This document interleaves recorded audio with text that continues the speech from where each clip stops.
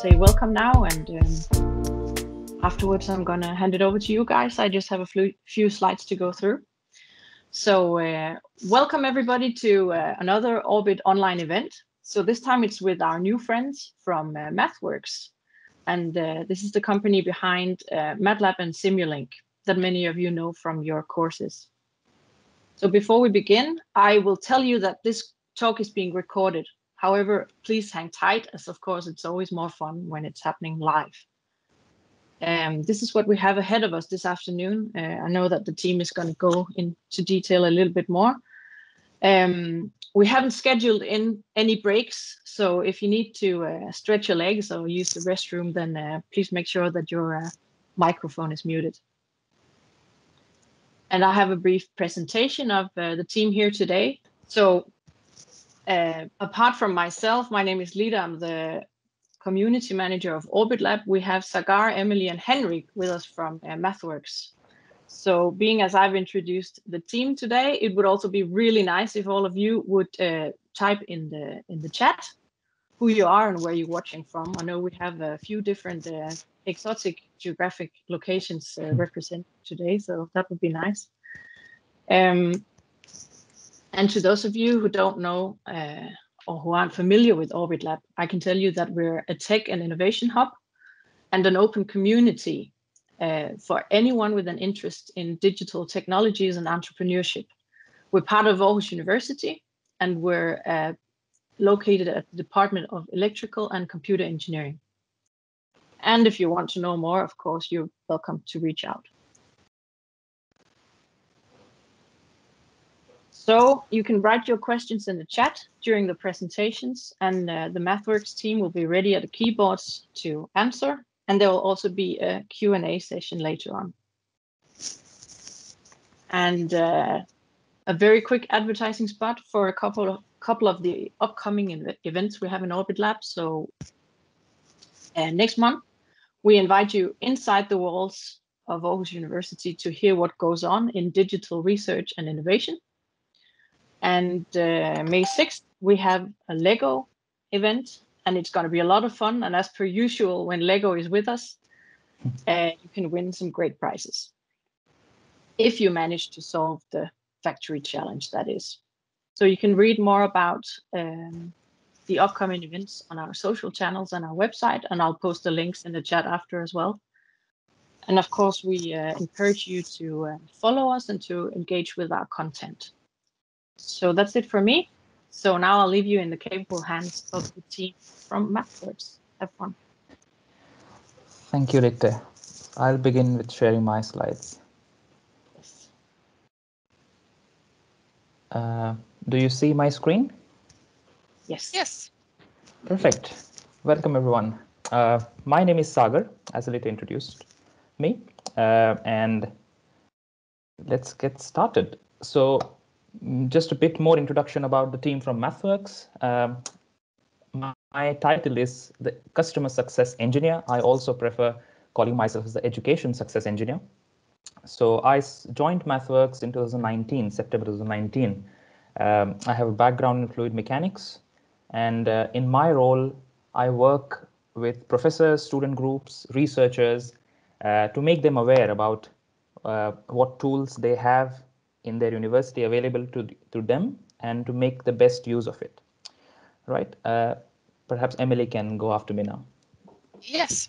As it says, my name is Emily Andersson. I'm an application engineer at MathWorks, working with our AI and data science tools and workflows, and I help our users to kind of implement that in a good and efficient way.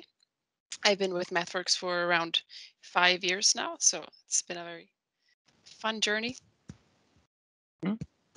Yes, my name is Henrik Hafren. I'm working on the commercial side with customers and some of our large customers that we have official user stories with, like Vestas and Danfoss, but alongside that with mid-sized companies and startup as well. So I'm covering most of Denmark, but it's based in Stockholm, Sweden, but spend a lot of time otherwise in Denmark before the COVID-19 situation here.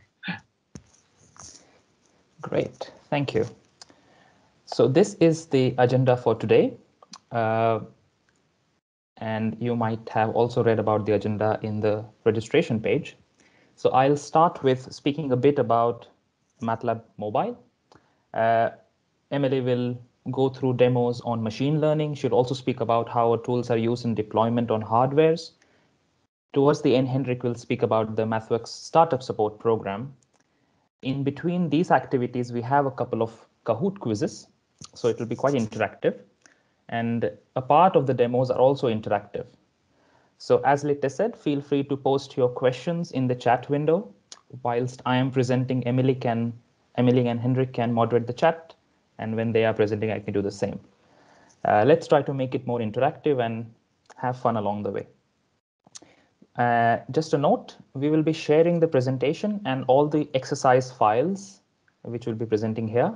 After the event, there will be a short feedback form, and we strongly encourage you to fill that form, because at the end of that form, you will get a link to download the presentation and the files. So this is the activity line, basically. Our aim for today, or a major demo for today, is to design a human activity classification file, basically. So what we will do is that using MATLAB Mobile, I'll acquire sensor data.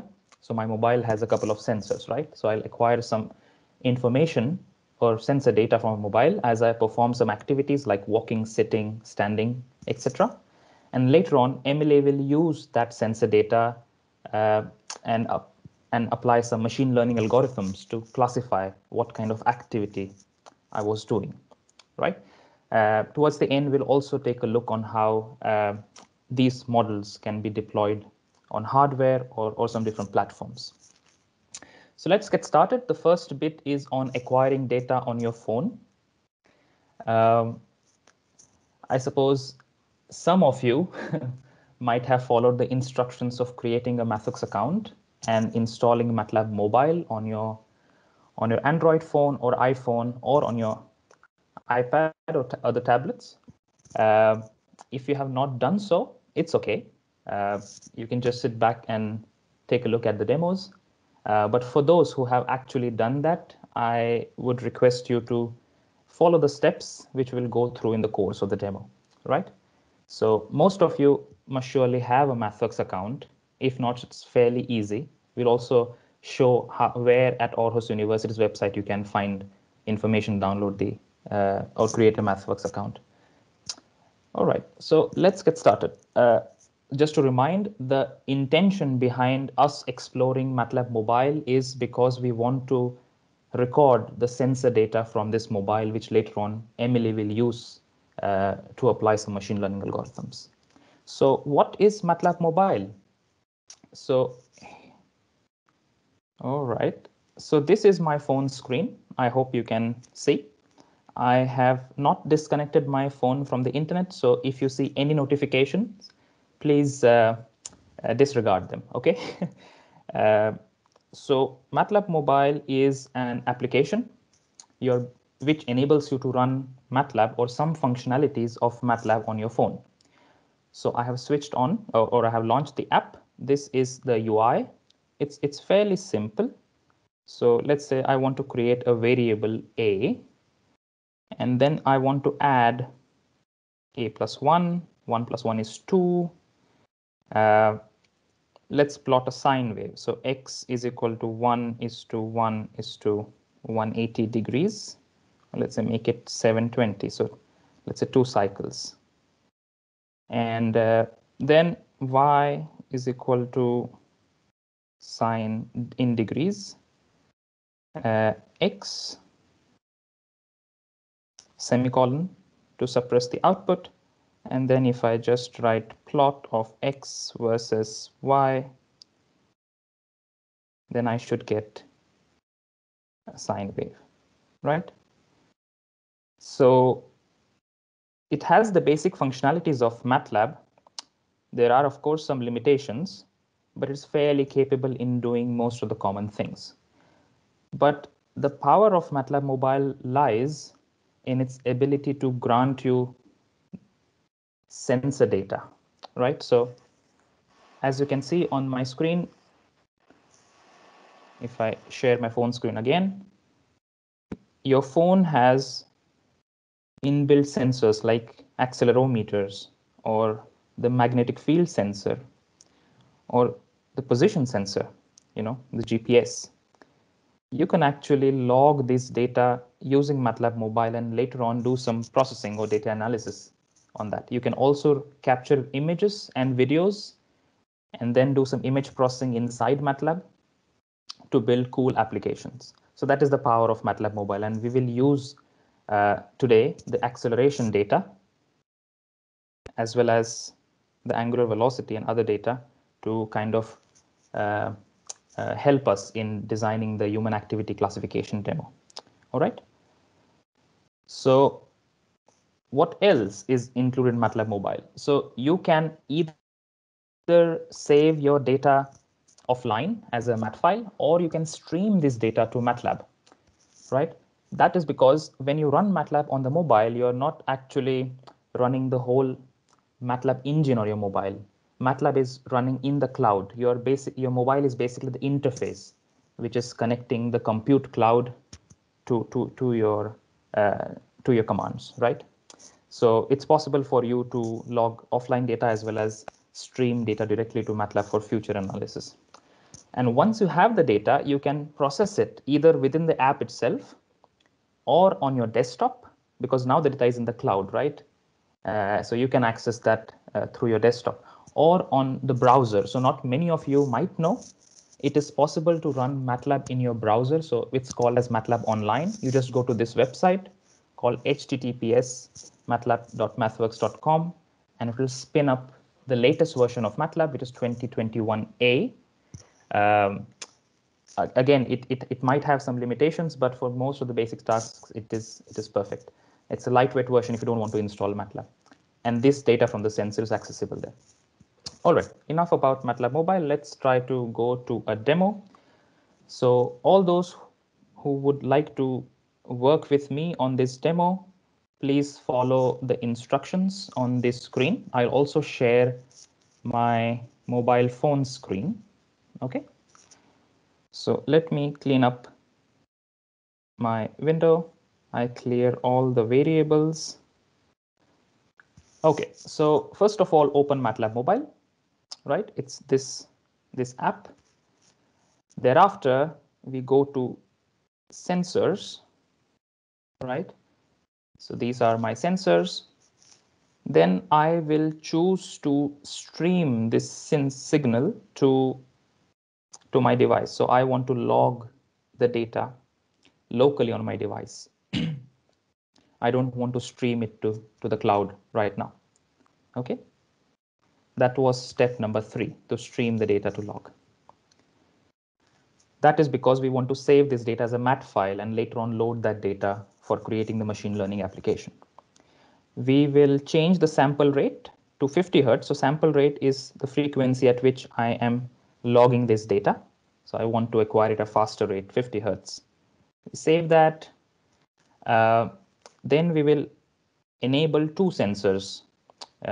Number 1 is the acceleration sensor. So it's 3 components, X, Y, Z. And the second one is the angular velocity, right? We will not bother with the other sensors because they are not so useful in capturing my activity. Okay, so acceleration, angular velocity is on.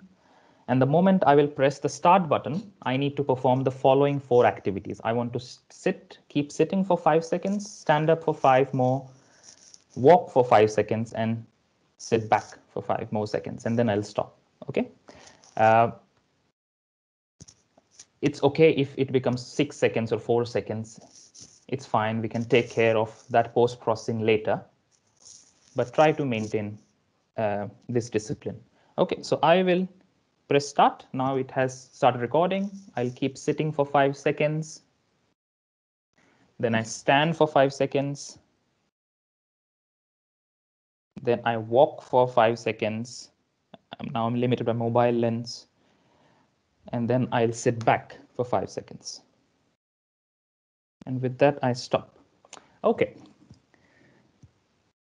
And MATLAB now asks me to save this this sensor data. So I can name it like test something like test activity, and I save it. And that is now saved in the cloud. So MathWorks provides you, all those who have a license, and most of you are, or any major Danish universities have a license. MathWorks provides you 5 gigabytes of cloud storage. So this data, the test activity.mat file, is saved in MATLAB Drive, which is your own personal 5 gigabytes of storage. I can access this data in my browser as well as inside MATLAB Mobile. So let us just plot this data. So I have created a very simple file. If I go here, I call that file simpleactivity.m. This file is also in the cloud in MATLAB Drive. What it does is it will load data. So I can just rename it to test underscore activity.mat, right? This is the file which I just recorded. It will plot two figures. In the first figure, it will plot the acceleration, the three components, x, y, and z. And in the second figure, it will plot the angular velocity, the three components, x, y, and z. And let's run this. Here you go. So these are the values of acceleration, x, y, and z. Now these time sequences are very short, so you might not be able to make out exactly what is sitting, what is standing, what is walking. But if I had done this activity for, let's say, 50 seconds of sitting, 300 seconds of walking, then you can clearly see the difference. And Emily, during her demo, will show how the different signals change with your activity. And then I also have some angular velocity, which shows some information, but again, since time series is pretty small for every activity, it's difficult to make out their precise variation visually. So just to recap, what we did was we used the sensor data. We stored that sensor data in the cloud, and then we analyzed the data, very simple analysis, basically plotting it on MATLAB Mobile, right? I should remember that I have access to this data also through MATLAB Online. So if I go to matlab.mathworks.com, I can read and process that data on my computer right away, right? That's because the data is synced across the cloud. That is important for more complicated processing. For instance, if you want to launch an app, and Emily will speak about the classification learner app in a while, then the mobile phone has limitations. With that, let me pause for now and give control to Emily. But before I do that, if you would like to explore more about the different possibilities with the sensor data from MATLAB Mobile, I encourage you to take a look at our documentation examples. Like this example on the left enables you to plot your location using the GPS sensor data from a mobile. Whereas here on the right is a fitness or a step counter app. So again, it captures the acceleration and then finds the peaks in the acceleration or wherever there are significant variation in the acceleration. It says, okay, that's a step, right? So you can make a nice step counting app or file using MATLAB Mobile. So with that, let me give control to Emily, who will speak about modeling with machine learning and neural networks. Thank you, Sagar. Let me see if, are you seeing my screen?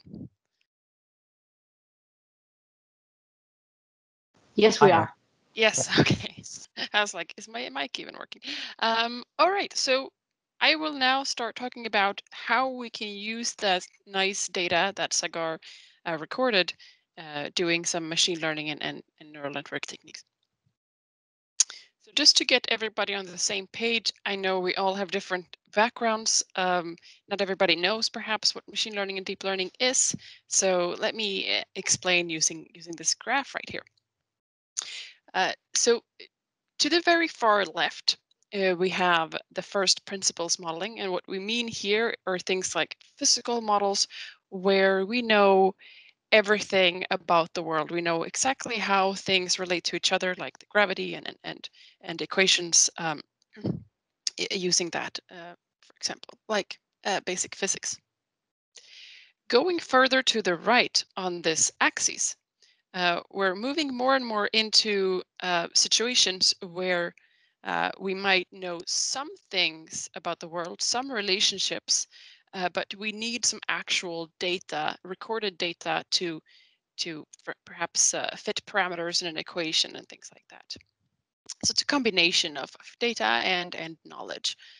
As we move furthest to the right here on data-driven modeling, machine learning and deep learning, we end up with models that have different mathematical background, but what they have in common is that they use only the data to find relationships. So we're not actually assuming anything about how things work. We're just letting the data train a model for us. So sometimes people divide these models into 3 different buckets: a white box, where we understand completely what's going on; gray box, where we have some understanding, but we need to use data for certain things; and black box is a common term for machine learning and deep learning, where it's kind of in the background. What we mean with black box is that we're not actually 100% sure in all of the different models what's going on, why the model is doing certain decisions, but we're relying on the model and the data. All right, so let me just compare a traditional approach with a machine learning approach to make it a little bit more clear. Let's take this human activity detection case. If we were not using a machine learning model to utilize the data and train a model, but rather perhaps use some signal processing approach or logics, we might write a handwritten program. We might say that, for a very low acceleration, we're probably being still. We might be sitting down. For a very high acceleration, we might be running, for example. So we're just using our own logics there to set the handwritten program to create a human activity detection. We might also have a formula or equation for this that someone has developed, where we can fit some parameters. But in the machine learning case, what we do is that we take a machine learning algorithm, which is the mathematical backbone, and then we insert the sensor data, what Sagar was recording, and then also the corresponding activity. So what we mean here is that we have label data, we have the sensor data, and we actually know what that data means. So for example, if Sagar was recording himself while he was doing the different activities, he could second by second know what activity corresponds to what sensors. All right, and machine learning models, it's kind of like an umbrella term for deep learning, for different kinds of classical machine learning models. And usually when we talk about this, we mentioned the performance versus explainability trade-off. So typically what we see is that the higher performance a model has, like deep learning, that's very popular these days, everybody's talking about deep learning, they're really powerful because they have a really high performance typically. But they also have a drawback, which is that the models are quite difficult to explain. They're quite difficult to understand and know why they're making certain decisions. So it's a fairly linear relationship going down towards a very explainable models like linear regression, that unfortunately then also has typically a much lower performance. Okay, so there were 2 major buckets to machine learning models. One is called unsupervised learning. This is when you don't have any labels to your data. So let's take it back to the human activity example. Let's say Sagar recorded his data from his phone all day, but he's not actually sure what he did. He can't remember when he was sitting down and when he was out running. So then we don't actually have label data, and all we can do then is to group and interpret the data based on some clustering techniques and find some patterns in the data. If Sagar was writing a journal of what he was doing or recording himself, as I said earlier, we would have the case of supervised learning. We would have actual labels to every single recording of the signal. And it's very powerful to be in the case of supervised learning. You can perform things like classification. This is, when you have a finite number of classes, or you can perform regression. Let's say you want to predict, the future state, let's say the temperature for tomorrow or something like that. That's a regression case. So what I'm going to do, Sagar has already accessed the data. We're going to look at the next steps. And that is, first of all, some pre-processing in terms of feature extraction. And then we're going to develop a classification model. We're actually going to look at both cases. What if we don't have any labels, and what if we have labels? All right.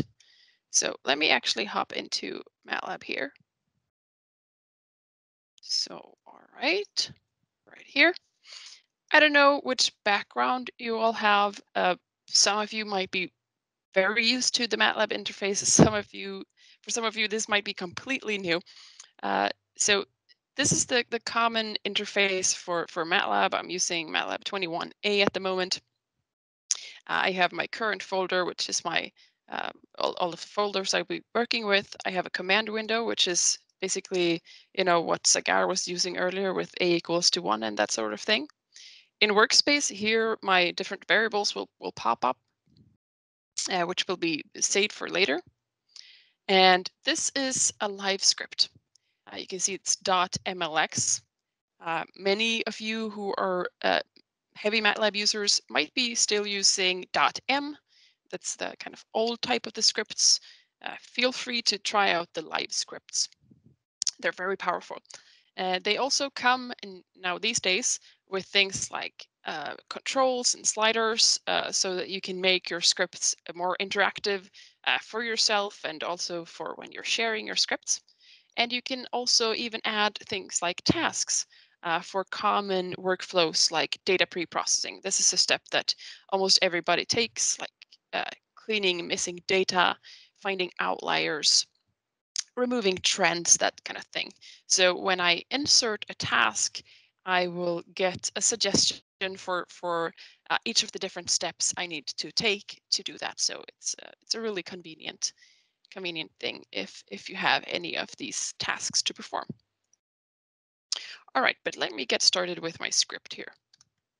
So I will load in some data. As you can see here, I have gyroscope data for X, Y, and Z, and I have the accelerometer data for X, Y, and Z. Actually, the data is in the format of, let's actually do it like this, 10,299 times 128. So why isn't it just one long in our recording? Well, what we have done is that we have chopped it up into windows, each 2.5 seconds. So 2.5 seconds with the frame rate that we have is 128. All right, so let's now display the data. So this is what I always do. I begin with plotting the data to understand what I have. So here we can see some different classes. We have lying down, we have sitting, we have climbing the stairs, we have standing, we have walking. So let's just take a look at, for example, yellow and green. So green is walking. You can see that we have acceleration here. So quite volatile, right? A lot of change, which is expected, I think. Climbing the stairs, also a lot of activity. We can even see kind of when we're taking the steps. And much lower activity here for things like standing and sitting and laying down. So what we want basically is, first of all, to extract some features. So this is the raw data. Now we want to extract information from this data that enhances the information, which will help our machine learning model to learn better.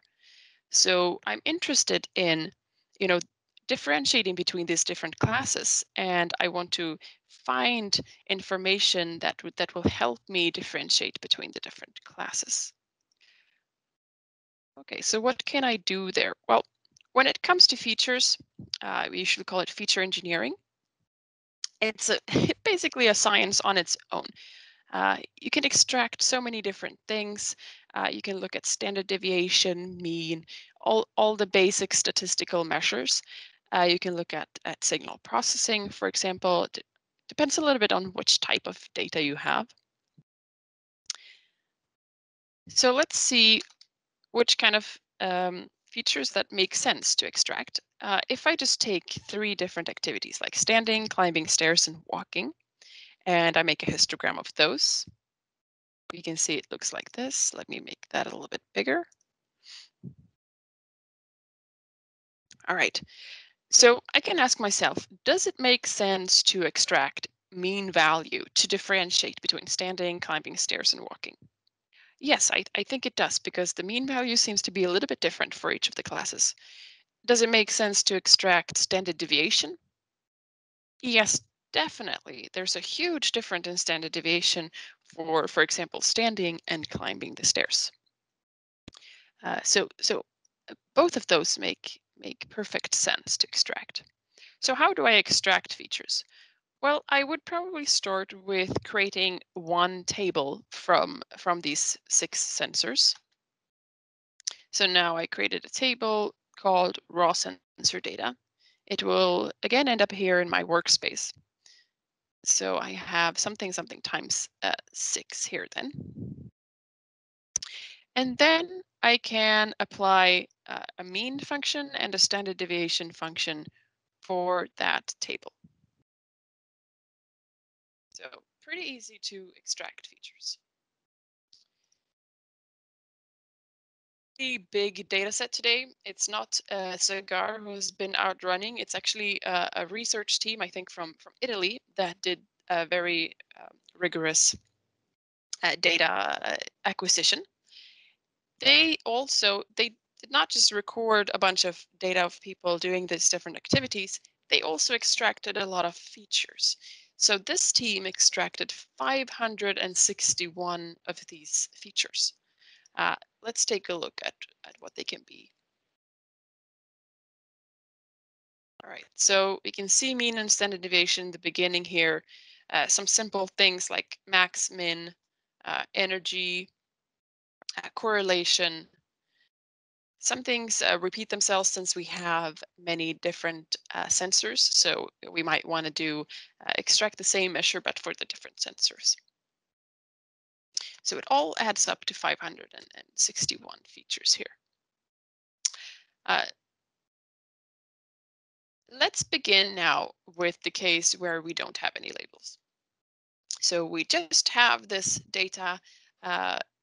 We have a bunch of raw data. We don't know what it corresponds to. We have extracted 561 features. And as I said before, usually what we do is that we begin with plotting the data. And that's what I did here. But that makes no sense right now because, as I said, we have 561 variables. So it's a very high dimensional data. It doesn't make sense to just plot that. So what can we do? One technique is to use something called PCA. It's a dimensionality reduction technique. Let me show you in slides what we do here. So here we can see 3 variables. We have 561, but that's very difficult to understand in a 3-dimensional space. So let's say we just have 3 variables. Here's, you can see the data cloud in blue, all of the different data points. When I say I want to find my principal components, I start with looking at the first one. So the first principal component will be in the direction of where I have the most information in my data. So that quite clearly is this direction right here. Then I'll go on pursuing the second principal component. Second principal component will be in an orthogonal direction of the first principal component. So you can see that's actually right here. And now we have kind of two new directions in this three-dimensional space. And what I can do is that I can plot all of the points down to this new coordinate system. So it's a way of plotting the data in 2 dimensions with which, but still remaining a lot of information. So let's see how much information the principal components actually contain. So here I'm just plotting how much a percentage of the variance of the data set that is explained by the different principal components. Well, here's the first one. It's just about 60%. That's a lot. For the second one, we have around 5%. So if I plot all of my data, I project them down to my new coordinate system, I will actually have, let's see what that one says, 67% of my data set explained. So let's now use this to plot. You can use PCA for many different things, but in this case, I'll use it for visualization. All right, so here I have my data in the very top corner here. I have my data projected down onto the first and the second principal component. Here it's with the first and the third principal component, the first and the fourth, and so on. What is it that I'm interested in with these visualizations? Well, I'm interested in the activity I'm doing, but I have no idea which activity I was doing. So since we're looking into these kind of clustering techniques, it's very much detective work. And usually what I start with is to say to the algorithm, I'm looking for 2, 3, or 4, or 5 different clusters. So what I'm doing right now with visualizing the data is trying to figure out how many clusters should I ask this model to start looking for. If I look at this first plot, it kind of looks like 2 very distinct groups. If I look at the second plot here, it starts to kind of look like we have 3 groups, fairly distinct. The same as this second principal component versus the third. I also kind of see 3 different groups here. So I will utilize these plots to kind of decide that I'll start looking for 3 different clusters. How this works is that the more the plot looks like just a round blob around 0, the less information you have in the data. So you can see here where it's very dragged out, we have a lot of information in that. So I'm going to use a clustering technique called k-means clustering. Well, how does that work?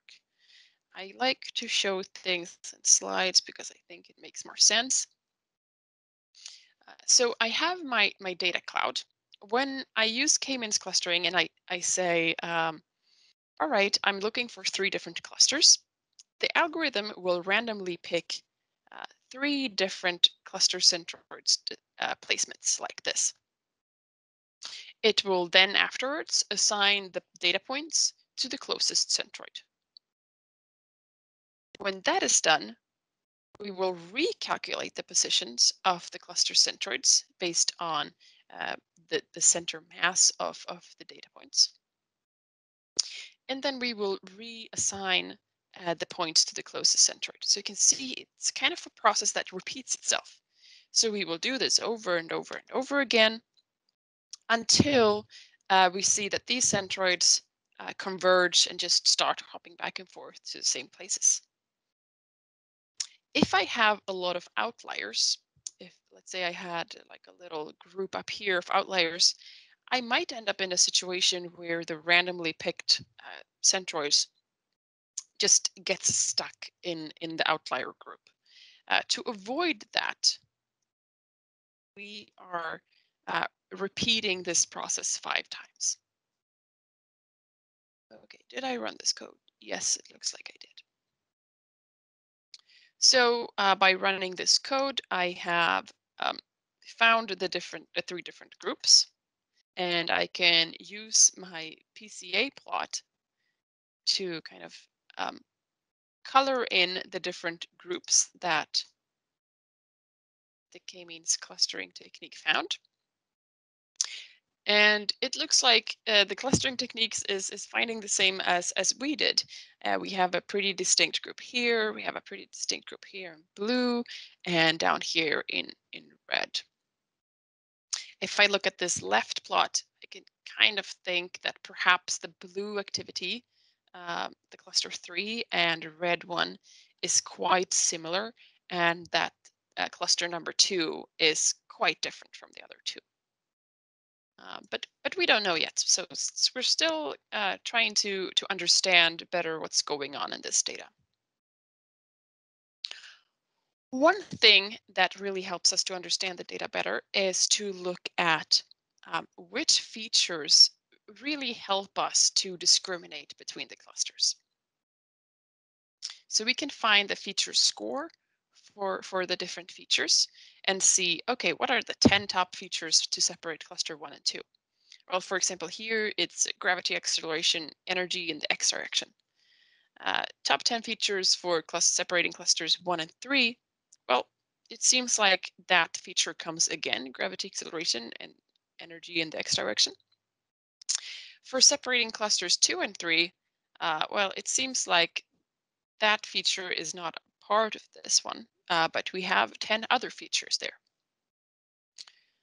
So let's dig deeper into this gravity, acceleration, energy in the x direction. We can just go ahead and plot that. I'll make this a little bit bigger for you guys. So we have cluster 1 in blue, we have cluster 2 in red, and cluster 3 in green. So what we saw earlier was that this feature is really good at discriminating between cluster 1 and 2, which is in red, and blue and green, clusters 1 and 3. It was not at all a feature that was a part of discriminating between clusters 2 and 3. And we can really see in this plot why that is, because apparently they behave very similarly for this particular feature. So, okay, what can we do next? We can do, for example, a heat map of the, let's say, 20 top features that helps us discriminate between the clusters. So I'm plotting here a summary of the values for the 20 most important features. And I'll try to use this to understand what the different clusters actually mean in terms of activity. So cluster 1 here, we have very low values here in black. You can see negative values for anything that has to do with entropy. So I'm thinking that cluster 1 is probably a quite still activity. Let's move further up. We can see that we have positive values for anything that has to do with y. And we can see that we have negative values for anything that has to do with x. All right. If I knew in which direction I was kind of holding my phone when I was recording, this tells me a lot. It tells me if I was vertical or horizontal. All right. Then let's look at cluster 2. We can see here that we have a very high activity, very high values here for the entropy. And we can see that it's quite the opposite of cluster 1 in terms of where we have positive and negative values. So I'm kind of starting to think that maybe this is walking or running, and maybe this is lying down because it's in a different direction. If we then look at cluster 3, we again are pretty still, but we have the same orientation as cluster 2. So in this case, I'm thinking maybe here we're standing upright and we're being quite still. So I can't be sure that this is correct, but I'm really making a good educated guess here on what the different classes could be. So to wake you guys up a little bit before we look at the supervised learning where we have the labels, we're going to do a little quiz to kind of see what you have learned so far. So Sagar, I'm going to let you take over. We're going to play Kahoot. So go ahead and open www.kahoot.it. Great. So as Emily said, it's quiz time. So all those of you who are with us, please go to www.kahoot.it either on your phone or on your computer browser. And once you are there, enter the game. Okay, one important thing. Please use your name, your correct first and last names, because we'll be sending out merchandise to the winners. And it will be nice for us to identify who that person is. And that becomes really easy if you enter your real name. All right, so I will start the quiz once I have majority of us logging in. I can see people coming in, Rasmus, Mikhail, Kasper.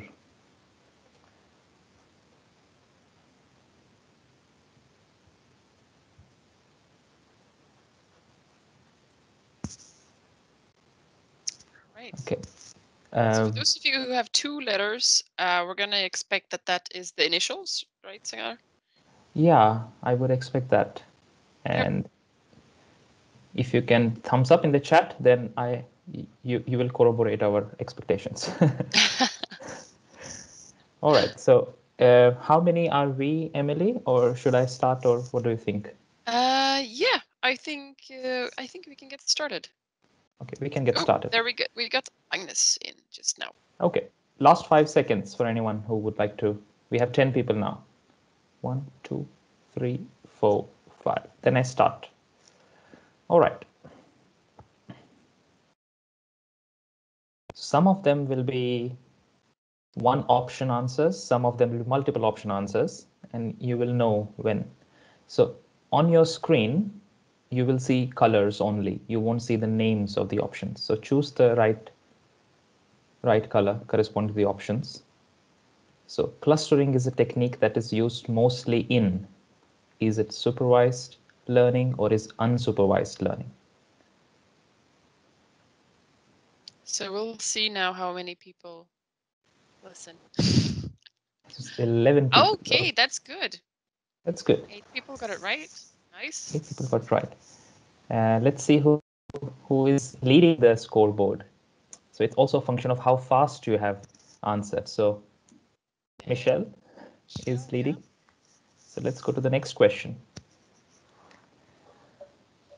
So what is typically true of a neural network in terms of complexity and performance? So only one option is the right option. Some people are very fast. Very fast. Yeah. Yes. That's impressive. So is it high complexity, low performance? Or low performance, low complexity? Okay, everyone seems to have answered. Okay, so most of them got it right. High complexity and high performance, exactly. Let's see who is leading now. Good. Hiya, Casper, you're in the lead. You're in the lead, followed by Saif and Alberto. Okay, let's go. We have 4 more questions.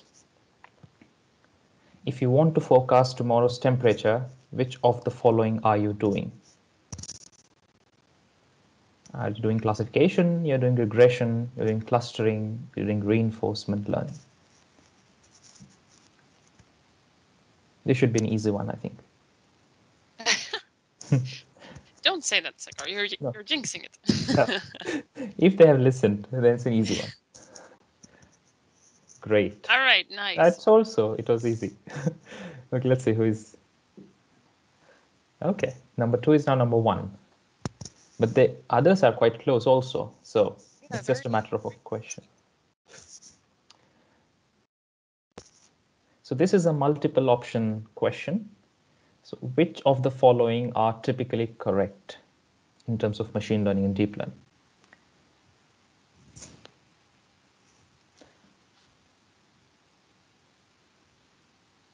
So it's machine learning. Basically, you could choose all or you could choose none, right? Yes. If they choose none, then I don't think they can choose none. They have to choose at least one. Then 1 all the way up to 4. All right. yes. Yeah. Okay, everyone has answered. Let's see. Okay. Yeah, many people got deep learning as a subset of machine learning. Yeah, exactly. Yeah. Machine learning may require exactly. Okay. Ooh, someone is on fire. On fire, yes. He has got 4 straight Streak. correct answers. Yes. Next one. It's also a multiple option question. So which of the following is an example of hyperparameter? This is a tricky one because we haven't actually talked about it yet. No, we wanted to keep some difficult questions so that we have a clear winner. So this is something we'll perhaps speak about later in the presentation a little bit.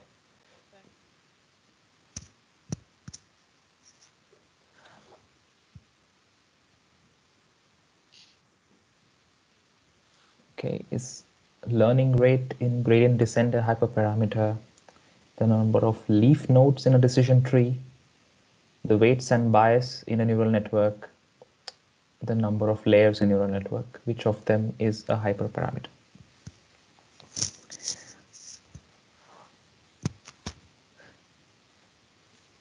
Okay. So Nice. number 3 is. Got it right. Yeah. Most of them have got it right, yes. Even though we have not spoken about it. Okay, Saif is still leading, but not a significant difference. So I think the last question will be a decider. Yeah, someone had five in a row. 5 in a row, okay. So precision in a confusion matrix is calculated as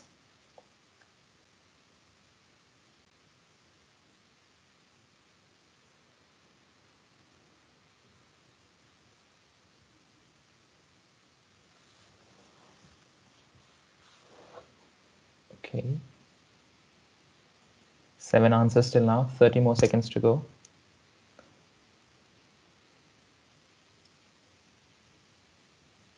Yeah, I think people are trying to really dig deep. Okay, but majority of them have got it right. Yeah. Let's see who is. Number 3 All is right. HDM. Yeah, we'll find out your name. We'll find out your name. Yep. Alberto was second.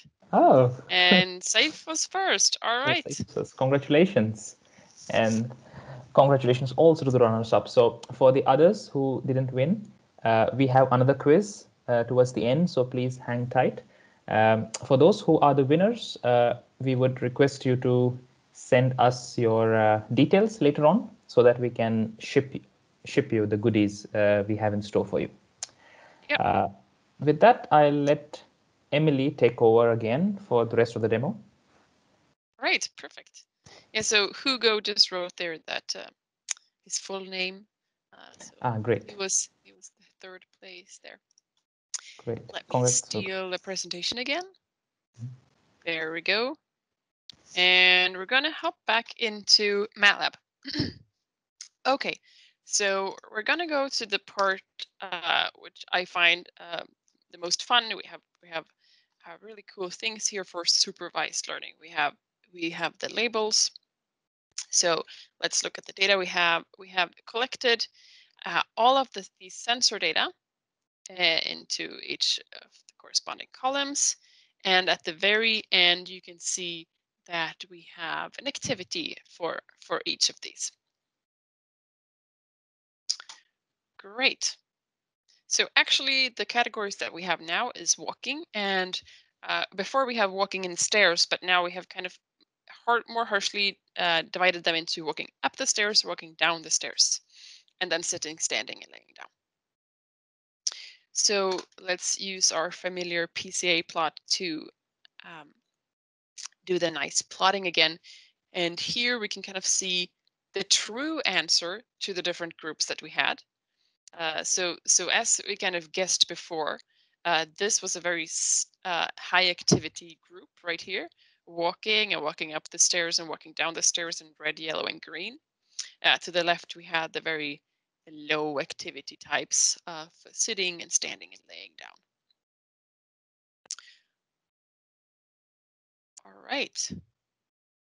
So actually, now that we have the labels, we have already extracted all the features, we can hop directly into training a model. So we can open up something called Classification Learner. It's an interactive app in MATLAB. How you find it is that you go to apps. You can see that we have plenty of interactive tools in our toolboxes. Right now, we're interested in machine learning and deep learning. So we have right here, Classification Learner. So it looks like this. I'm going to read in a session from Workspace. So we had our table, right, where we had our data. So I'm going to read that in. It's called data table. Now what MATLAB is doing is that it's extracting the predictors and responses. So it's making basically a guess of what's going to be the response or what we're training towards, which is the different classes, and what are the predictors, which is the different variables that we have or the different features. So we could automatically find that this column activity with the categoricals of six different unique categories was the response. When I'm done with choosing my data, I start choosing how I want to validate my data. So what's validation? Validation is when you set a part of the data set aside so that when you have trained your model, you have unseen data that you can then reintroduce to your trained model and see how accurate it was. So for the data set that you set aside, you actually have the true answers. So you can then completely see the accuracy. I'm going to do a very simple hold that validation in this case. I'm going to set aside 20%. And I'm going to train on 75%.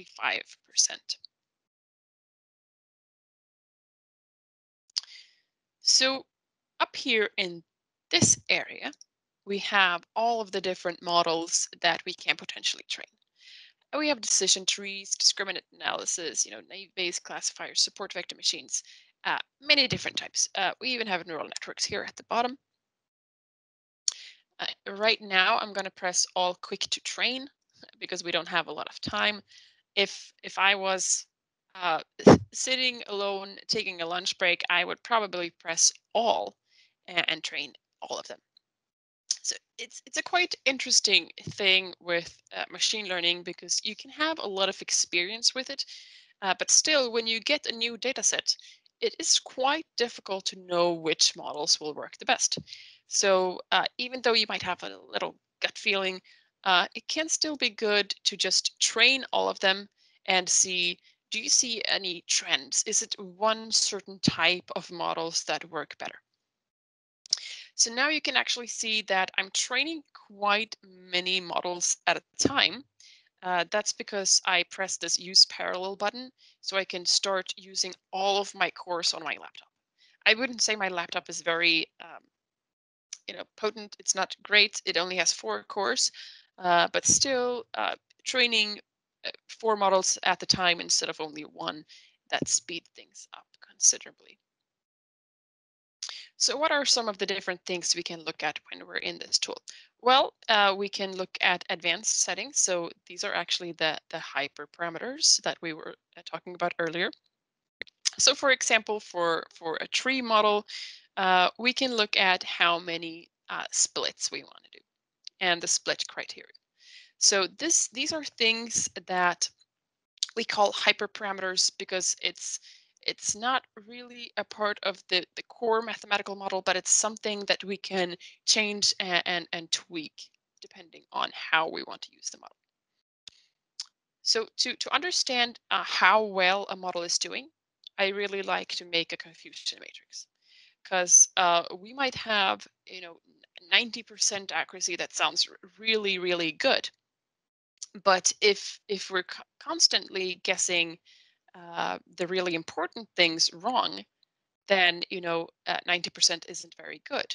And a model that has 89% accuracy might actually have more of the things that we find relevant to be accurate. So we can see here that the white box is always around the model that has the best performance. So in this case, it's a k-nearest neighbor classifier.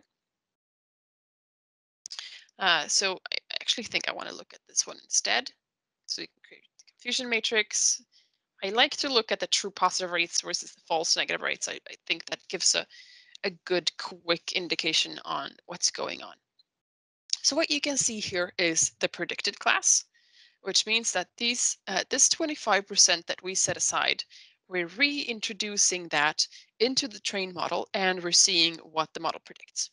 But we also have the true class, so we know the actual answer. We can see here 99% across here, 97. So it's doing a pretty good job differentiating between walking up, walking down the stairs. It looks like we have a little bit of a problem here with standing and sitting. And so we're predicting standing in 9% of the times when it's actually sitting. We're predicting sitting 8.4 times when it's actually standing. All right, so let's see if we can do something about that. When we move out of this interactive tool, you can either generate a function and then you get the MATLAB code to do everything with that we did interactively. For example, if I was selecting some different features and doing some principal component analysis or anything like that, or doing some advanced settings, that will end up in the code. I could also just export the model as it is, and I would get the model object. So I have a few different options in moving out here. Typically what I do is that I create a function from MATLAB to see, all right, what's the actual code needed to do that, because I like still the scripts. But I find the app really good at finding out which different models should I continue exploring. All right, so if I would do this in script instead of in the app, I would start with then separating my data into training and testing data. I really like to use this function CV partition.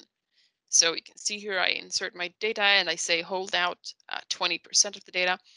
And CV partition will make sure that when the classes have a certain distribution, it's the same distribution in the test and in the training data set. This is really important. So if we look at the pie charts, it looks like this. So all of the classes are evenly distributed and represented in both the training data and the test data. So if you would just take, the last 20% of the data as the test data, you might be sleeping. So your test data might be all sleeping, and that makes no sense. All right. So let's do it in a script-wise fashion with the k-nearest neighbor model that we found was the best. We might ask ourselves, what the heck is this k-nearest neighbor model? How does it work? Let's actually look at that. So a k-nearest neighbor model means this. So if we have a new point to our data cloud, what it will do is that if we say I want to look at the 3 closest neighbors, this is a hyperparameter. If I choose 3 or if I choose 7, for example, if I choose 3, I will look at the 3 closest neighbors where I have 1 red and 2 blue, and I will then assign my green dot to be in the blue class. If I look at the 7 closest neighbors, you will start counting again. You'll see that I have 3 blue of the blue class, but I have actually now 4 of the red class. So in that case, my green dot will be red. So this is how the hyperparameters actually matter a lot when you're doing training. Here I'm setting the number of neighbors to 1, so I'm just looking at the closest neighbor. When I have trained my model, I can then just use this predict function, insert the model and insert the data. I can create a similar confusion matrix as I did in the app. You can see here we still have this problem of confusing sitting and standing, although the distribution is a little bit different because, well, for one, we did another holdout percentage of 20 versus 25%. But we have 96.6% accuracy. That's very good. Can we make this better? I'm interested in removing the faults that we have here for the sitting and the standing. Well, for one, we have 561 features. That's actually a lot. It might even be too much. So here we have a function called neighborhood component analysis. It's a really annoying short version here, FSCNCA. But what it does is that it looks at which features are the most important, and it gives them a score. I'll actually terminate this because we don't have a lot of time, so I will just show you what it looks like when it's done. You can think of this a little bit like a cooking show, you know, when the things have already been in the oven and things. So here are the different scores for my different features. On the x-axis, you can see it goes from 0 all the way to 561. On the y-axis, you have the feature weight. Most of the features are actually around 0. What I will do is I will set a threshold around 1. Let's do that. Threshold around 1. And only keep the data that's about that. So we save that in selected features train. We can look at here. Okay, so times 38, we're actually only keeping 37 features. Let's now do the same thing. Let's retrain our model with a smaller set of features. So we have reduced our data tremendously. Do you think it will be better or equal, or what do we think here? Well, if we look at the plot, it seems like it got much better. The sitting, confusing sitting with standing actually got better. So now we're up at 98% accuracy. So having all of those features seems like it was actually confusing our model a little bit. All right, I see I have to speed up here a little bit. Talking about hyperparameters, it can be very difficult to know which hyperparameters to use. So to do that in an optimum way, we have introduced something called optimize hyperparameters and set those to auto. And what happens then is that we will start a Bayesian optimization process to find the best parameters for you. So look at the number of neighbors and the distance metric, which are the different hyperparameters within this particular algorithm. And when that has run, we will find the optimum solution. And let me show you how well this model performs when we have the best options. All right, so you can see here that now we actually got 99.76% accuracy when we have the best hyperparameters. So it's a huge increase, right, in accuracy. Now I'm thinking maybe this can't get any better, but if I wanted to try something else, for example, deep learning, I would probably do something like a recurrent neural network, most likely an LSTM, stands for long short-term memory networks. They're really good at these kind of time series data. So that is what I would recommend you to use. Okay, so we have looked at training different models. And it's a very iterative process. You have to train and train and train. You load in your data, you extract your features, you train your model, and then eventually you get your model object, which is the trained version. When you use this model later on, you'll get some new data coming in. you still need to do the feature extraction. So it was really good that we saw that we actually got better accuracy with fewer features, because that saves us a lot of compute power, right? We don't have to do the training anymore, but we can just use our train model to get our prediction. If you want to learn more about deep learning, you found this interesting, we have two really nice short on-ramps, deep learning on-ramp and machine learning on-ramp. It's interactive online. You don't have to have MATLAB installed. It takes around 2 hours for each. When it comes to more deeper courses, we have machine learning with MATLAB and deep learning with MATLAB. They're about 2 days each. And then we also have on Coursera a complete data science course, which has really nice ratings actually. Okay, so let me just talk about how AI is used in industry. We have, for example, this case with Sentio that created both a wearable device that measured change in heart rate, perspiration, that's sweat, temperature, and movement, and also an app and a cloud solution all in one. What they were interested in doing was to detect different moods. So they had both AI and signal processing algorithms to detect which mood you had. And by continuously asking the users, okay, we're detecting something, how do you feel now? The users could improve the algorithm by answering, now I'm feeling excited and happy, or I'm feeling distress. And the users were really happy. They could get some real-time intervention when they were feeling bad, for example, as compared to traditional therapy where we'd have to wait for a week or so. A second example is Raspberry, which is a company that made this kind of breathing device or a listening device to hear how people with asthma, the sound of their breathing. So traditionally, what parents would do is that they would describe how their kids kind of had been breathing throughout the week. But now with this device, they could be recording every now and then continuously during the week. They could get some really objective symptom measurement. And the solution that this company used was that they utilized something called MATLAB Coder, which is a product to go directly from MATLAB code to C code.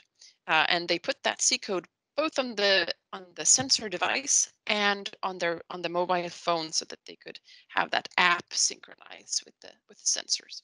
It's a really cool story. You can see that there are links down here below, so you can read more about these stories. And a third example is from a company called Cadmus. They were interested in reading in sensors live from homes and factories in order to increase the energy efficiency and the temperature settings of these different homes.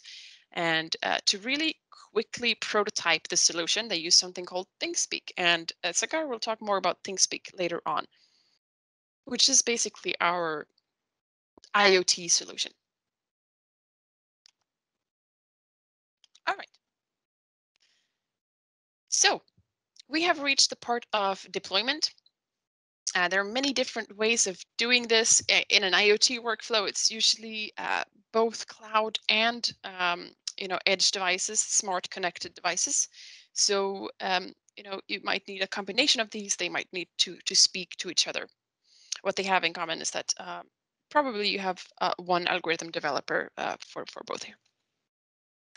So usually what you put on the edge is filtering some data before sending it in communication for bandwidth reasons.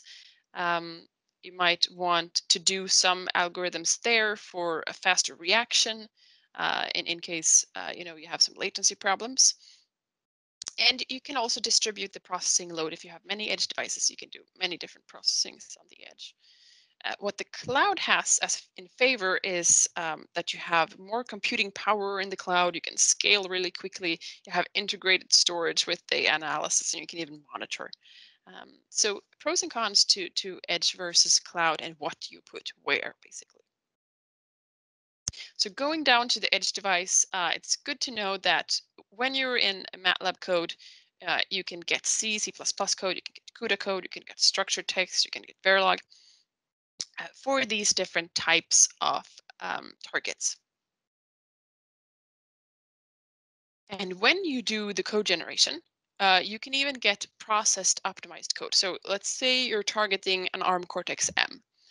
You tell MATLAB that when you're doing the code generation, and MATLAB will do optimized code for that specific processor. So that's actually really a good thing, and specifically for CUDA, it's really difficult to create optimized CUDA code for GPUs, and in MATLAB that happens automatically. So then, what about ThingSpeak? ThingSpeak is a way to easily prototype IoT solutions. So it's basically a cloud solution where you can have storage, where you can read in data from connected devices, where you can do MATLAB compute. And now I will hand it over to Sagar, who will talk more about how you can use ThingSpeak. Thanks, Emily. Let me share my screen. I hope you can see it. Yes. All right, perfect. So very quickly, as Emily said, ThingSpeak is our, or MathWorks, prototyping IoT platform. The benefit of using it is it has a very low learning threshold. So if you're not a person, or if you're an engineer who is not so proficient in cloud programming, it's a very easy solution for you to get started. So to describe that, let's go to a quick demo. Now you don't need to follow me what I'm doing, but I would just like to show quickly on my browser. So I go to thingspeak.com. That's the website, and I can sign in with my MathWorks account and my password. And this is my landing page, which shows some of my existing channels which I created on these dates. So imagine that I have a sensor at my home. It could be amongst many of sensors like Arduino, Raspberry Pi, or even a mobile phone actually, which with all these accelerometer and those kind of sensors in there. I could log the data from those sensors to the cloud, or I can even process that data to give out something more intelligible and upload that in the cloud. Thereafter, that cloud data can trigger some action back on my device, so this is the whole concept of the Internet of Things, doing processing in the cloud and triggering some actions through sensor data. So let me create or show how easy it is to create a new channel. So I could name, for instance, so imagine I have that acceleration data, and now I want to log that data in the cloud. So let's call it something like acceleration from mobile. That's the name of my channel. I could add some description. For now, I don't care about the details, but because it's just a demo. And very simply, I would just like to log the X acceleration. I can switch on more fields, so I have the possibility to log 8 different fields, the Y, and then finally the Z. There are more options which you can take a look at, but for this purpose, this should suffice. Okay, so I have created a channel. This is the channel ID, and these are the 3 different panels, or the plotting figures, which ThingSpeak has created for me. Over here, I have my API keys. Now I won't click that tab because those are my own personal API keys, but those keys enable you to log data on these channels from the sensor. And we can see how easy it is by seeing this MATLAB code. So this MATLAB code on your right basically activates the acceleration sensor on my mobile. So on MATLAB mobile, if I create this small script called logging_start.m, and what it consists is the following lines. So the first line is where I create a mobile dev object. I set the sample rate to 1 Hertz. Now recall that in the first demo, we had set the sample rate to 50 Hertz, but here for ThinkSpeak, there is a limit on how quickly it can write. So that is 1 Hertz. So I set it to 1. And then I initialize today's date time, and I say, OK, start the acceleration sensor, and then start logging the data. So I run this script, and the second step would be to upload the data which the acceleration sensor is recording. And for uploading the data to ThinkSpeak, this is the code. So again, in MATLAB mobile, you create a simple script called uploading_start.m. And what we start with is the channel ID. Now, in place of this empty space, you enter the channel ID, which will be these digits. And in place of the write key, you paste your own personal write key, which you can get by pressing this tab. Over here, you will find your read and write API keys. And you paste it there. Thereafter, you separate the 3 components of acceleration into the X, Y, and Z components. And then using this command, ThinkSpeak write, you can upload the data from your mobile sensor, or for that matter, any other sensor, to the ThinkSpeak channel. So as an example, I can show how my channel would look if I run these codes on my MATLAB mobile.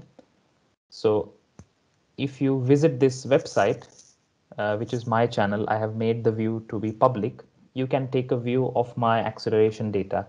So again, it's a very simple demonstration. The acceleration data itself may not be very informative, but it just shows the proof of concept. Now you can perhaps do more complicated things. For instance, here, you can read a bit more on our website. You can use ThinkSpeak to trigger alerts, email alerts. For instance, if the temperature in your house is rising beyond a certain point and you would want to switch on some cooling system, then you can get some alert. Or if you want to tell someone that switch on the cooling system, the temperature is rising, you can use ThinkSpeak to monitor temperature and get an email alert, stuff like that. So yeah, the possibilities are endless, and I do encourage you to take a look. It's fairly simple and straightforward, and when we will share the presentation, you will learn how you can do it yourself. With that, let's jump to our next bit, which is MathWorks support to startups. And Hendrik will deal with that in more details, but just some brief information on how you at Aarhus University can access all of MathWorks products. You may already know about this, but when I Googled Aarhus University MATLAB or MathWorks, this is the landing page, which consists of details on downloading the software. All these tools which we spoke about today, the latest version is available on this website. And if some of you are researchers or teachers and would like to get our support, MathWorks support in developing your courses or your research projects, then please write to me. We work with academia very closely and will be happy to support you. And that support takes various forms. So for instance, I have worked in the past with a couple of faculties at Aarhus in terms of personal engagements. So hearing out what they already have in their courses and what their plans are for the coming semester, especially in this distance learning time. Many of the teachers really appreciated this support we have, and it's part of your campus license. There is no cost associated to it. We also organize conferences, workshops, seminars. This is an example of a seminar we have organized. We regularly support student competitions. The Nordic mini drone competition is currently running, and we have some teams from Aarhus University also participating in it. And finally, it's all about creating awareness, because you all have access to these tools, and we would be very pleased if you guys make the best use of these things to make your teaching and research successful. So with that, I will let Hendrik share the screen and describe about our startup program. Yes, I will move it. Yes, what I can say then, I work with large customers within Denmark, and also with medium size and startups. One thing that I would share that sort of presents that this is a user story, so that's why I'm able to say that. We work with Vestas, among other things. So this is a recent user story that was published, I think it was in August last year, where the developers describe how they used our products, and also consulting was involved in this case. So that's why we have presence in the Aarhus region as well. If we can take the next slide here. Alongside, see if I'm able to. You are able to click further. Yeah. Okay. There you go. Go. Thanks. Yeah, and what I can shortly, and I don't want to go in too long details, but on our external web page at mathworks.com, we have a place here where we present our accelerator and startup programs, and we have both a lot of user stories from different startups, and also the application that you can do on this web page. And I will send you this link as a part of this as well, so you're able to look into that in the later stage. So please click on next one. Yeah, and one of I think you maybe mentioned that, Emily, as we had user stories from regular commercial large customers, we have user stories from smaller companies within different areas, different industries, that has a background as a startup also. And if you move on to the next one, we can sort of show both that we have thousands of different both startups, accelerating incubators around the world that we work with. Or maybe one of the key takeaways, if you click one more time, is that this startups program that everybody can apply for anywhere is a regular startup program, and we have a few criteria that you're able, and that is less than 5 years old, the company or the business, and it's a smaller company to start with, that less than 15 engineers, and it's above underneath the 1 million in annual revenue, which is quite normal for a startup in the beginning, especially. And we don't have any criteria for that you need capital funding or anything like that. So one of the features is actually that you would only pay 50% of the term licenses that we have, and you also get some discount on training and additional things here. So, and if this is something that interests, and it could be interesting later on, I will send you the link here, and you can both read about it and also get some inspiration in different stories from different customers and different industries about startups that in different areas. So and also, as we said, that even though you will not qualify for all of this, we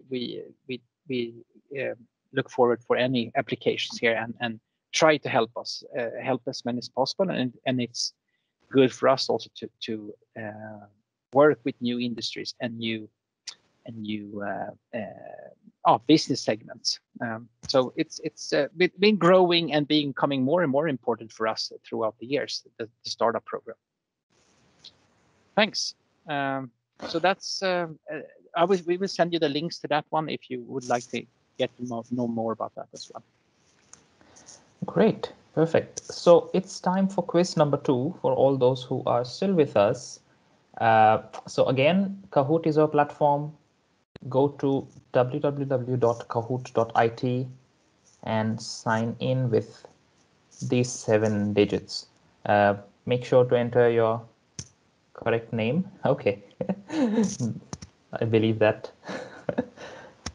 The first and the last name, I mean, so that we can send out the goodies. And Emily wrote in the chat that if you are one of the winners from the previous round, please send us your t-shirt size to my email address, which is also in the chat, and we'll ship it to you. You can send your address also. Yes, you should. Yes, the address is important. You should, yes. All right, so I think we can start. 5 more seconds for anyone wanting to join. All right, we can start. All right, there are fewer questions this time, and hopefully less technical. So multiple. Hopefully. All right, so what is possible with MATLAB Drive? Again, multiple options. You would see colors on your screen and not the description of the option. So first option is you get 5 GB of cloud storage. Second is you can access MATLAB files on any device. All right. So, okay, most of you got right answers. Yes, we cannot do source control on files. That's correct.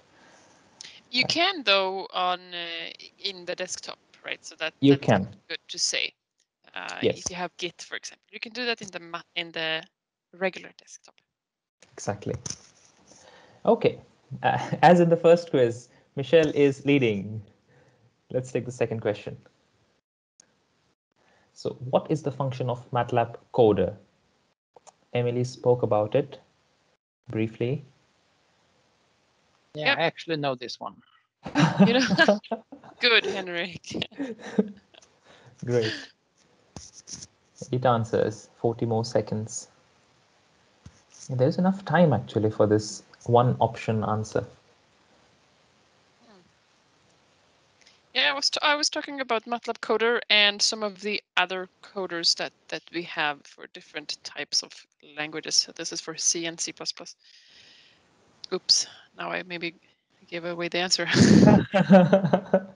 Yeah, that one person was waiting and then boom. Yeah, for us to slip our tongue. Yeah.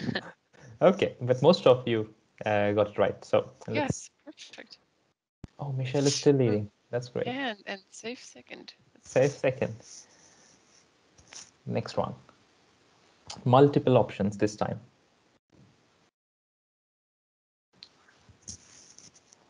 All right, what is possible in the classification learner app? The 4 options are on your screen.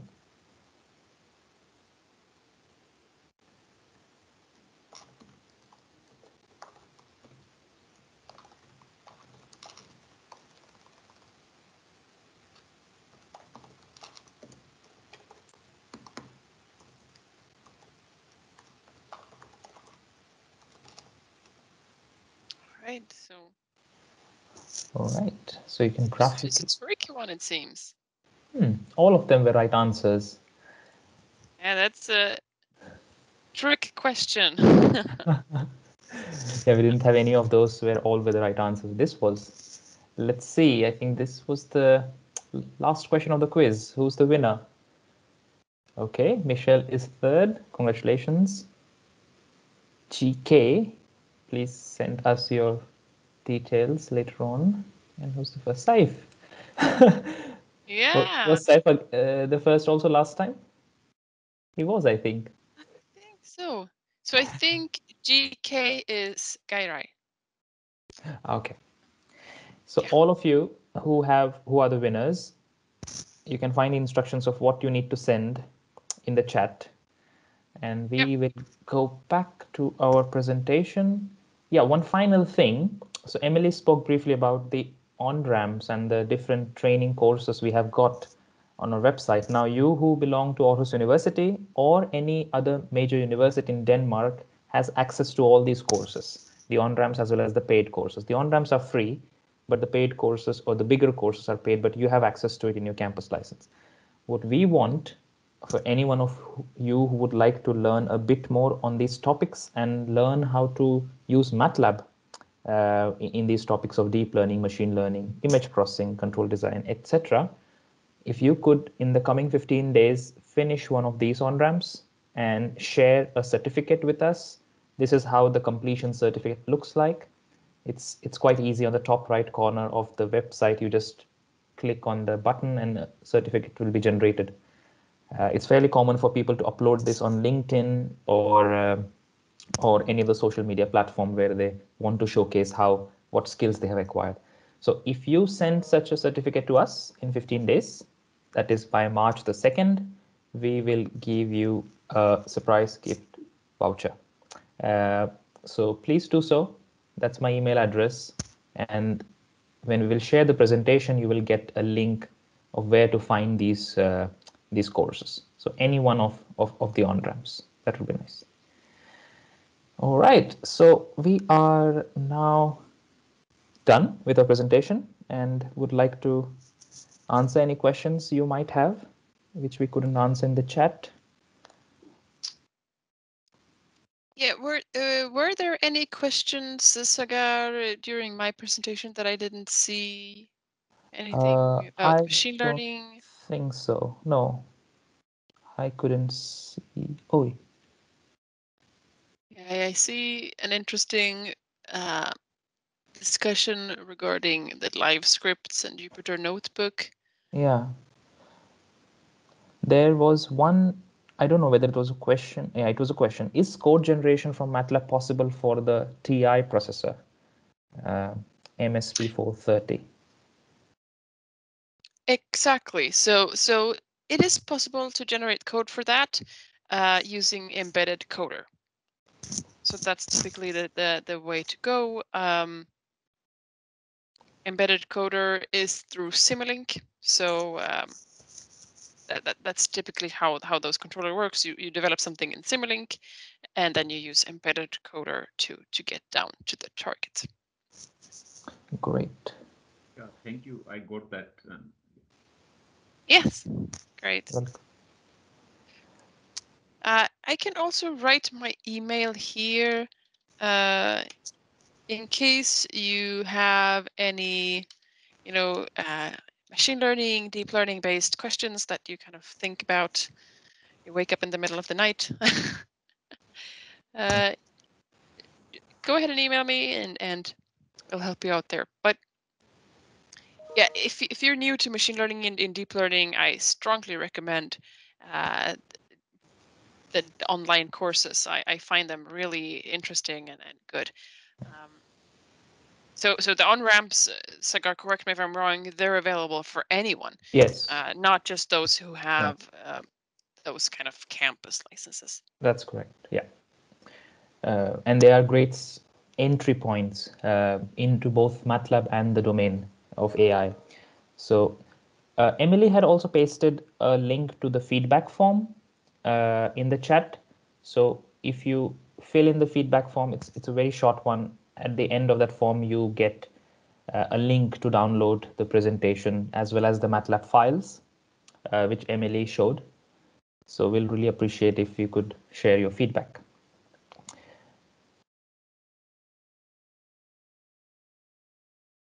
Yes, definitely. And at the end, as Sagar said, at the end of the survey, you'll get a link to the scripts, and you can play around with the scripts yourself.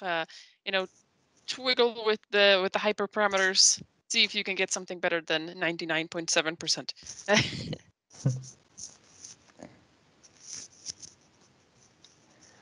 So if anyone have any final questions, you're welcome to take the microphone. Oh, there's one from Casper. Casper, do you want to take the microphone? It was the. No, I didn't really want to take the microphone, but I can do it anyways. I was first, thanks for really great presentations and great to see the breadth of services, both in terms of the exploratory stuff, but also the more integrations oriented, like to actually easily get started with prototyping mobile and IoT applications. So I was wondering if you have more serious applications where you might have data coming from other clouds, other kind of applications. Do you have developer APIs available? And also, presumably, there would be some pricing involved at some point, because I assume we don't have unlimited compute and, for instance, data ingress on your cloud.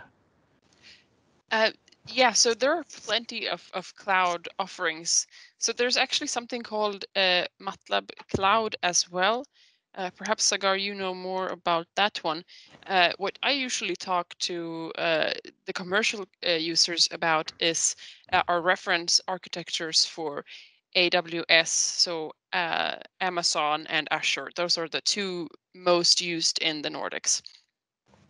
So we have reference architectures to which is basically, finished code for you guys to quickly either spin up a virtual machine with MATLAB already installed, or for more advanced things like the data lakes and that kind of things. Right. And if you visit the Cloud Center, MathWorks Cloud Center, then you can spin up an AWS machine right away. It takes 5 minutes. You only need an AWS account. And it also, the storage side works for S3 bucket.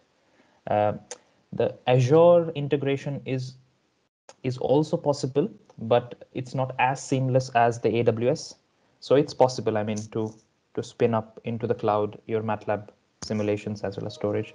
But if you have some particular application in mind, we'll be really happy to go in details and more depth. I know Olof is an expert. My colleague, yeah. Exactly, in these things. And we also have some pretty good information on our external website. So if you just search on MATLAB in the cloud, you would see some examples and links and things like that. That also could be a start. Yeah, perfect. Yeah, of course that I would expect it to be online as well. Just now that I had you. I was also thinking of it in terms of both teaching at the university. So if you wanted to include it in a course as kind of an extra thing to add upon, IoT development, it would be an interesting way to integrate machine learning in a without having teaching the whole machine learning part. But we can. I think I'll reach out and then we can discuss that in more details. Thank you very much. Yeah, that could be. Sounds like a good idea. Yeah. Great. So, unless there's any more questions, I'll say thank you so much. Thank you, Emily. Thank you, Sagar and Henrik. If you would have been here in person, I'm sure you would have received a massive round of applause, but that doesn't really work on Teams. Nevertheless, we really, really appreciate you taking the time to contribute. So thank you very much. Thank you. Thank you. I would also like to thank Litte and everyone at Orbit Lab for giving us the opportunity. Really appreciate your coordination was splendid. Thank you very and we much. also enjoyed presenting and interacting with all of you. And as we said in the email, we are always open to collaborate and hear from you. So we'll be very happy to work with you more closely. Yeah, we would like to also, hopefully not too soon, be able to visit you on site. If we are in the Aarhus region or area, maybe we would like to have to drop by and meet you in person. That would be great. Certainly post-corona, we hope that would be an option very soon. Yeah. So to the rest of you, thank you all for participating and for your questions. We will send out an email tomorrow with the link to the survey. So as Emily said, we encourage you to provide some feedback, and we'll include that link in the email. And in case you missed part of this presentation, we'll also include the link to the video recording. So I think that's all we had for today. So Team MathWorks, I'll ask you to stay on the line, but for everyone else, thank you for being here, and have a good night. Thank you, everybody. Okay. Thank you. Bye-bye. Bye.